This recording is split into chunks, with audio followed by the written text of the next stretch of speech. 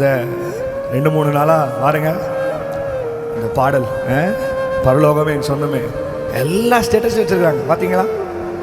எங்கள் அம்மா பக்கா சிஎஸ்ஐ. அந்த பாட்டு எங்கே கேட்டாலும் எங்கள் அம்மா ஃபஸ்ட்லாம் பாடவே விட மாட்டாங்க.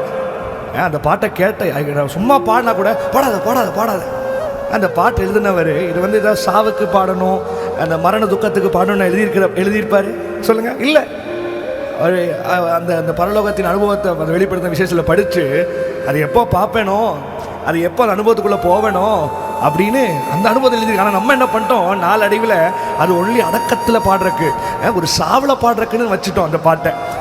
அந்த பாட்டை யார் அவர்? பெஞ்சமின் தாஸ் ஐயா அவர் பாடுறாரு. எல்லாருக்கும் ஒரு நினைவு இருக்கும்ல, அவங்க அம்மா மரித்த ஒரு நினைவோ, அவங்க அப்பா மரித்த நினைவோ, குடும்பத்தில் யாரோ, எல்லாருக்குமே அந்த பாட்டு ரொம்ப கனெக்டாக இருக்கும். ஆனால் நான் அந்த பாட்டு எப்படி தெரியுமா பார்த்தேன், அந்த தாஸ் பெஞ்சமின் ஐயா அவர் இஸ் அ பிளைண்ட். அவர் அந்த பாட்டு பாடும்போது இது வரைக்கும் அவர் உலகத்தினுடைய எந்த நன்மைகளும் பார்க்கல, உலகத்தினுடைய எந்த ஒரு அழகையும் பார்க்கல. உலகத்தில் அழகுன்னு சொல்கிறத விட சில காரியங்கள் நம்மளை ஹர்ட் பண்ணி நம்மளுக்கு வேதனை கொடுக்குற நபர்கள், நம்மளை துக்கிக்க வைக்கிற நபர்கள், நம்ம அழுகையை பார்க்குற நபர்கள் தான் ஜாஸ்தி. ஆனால் இவர் எதையும் நான் பார்க்கல.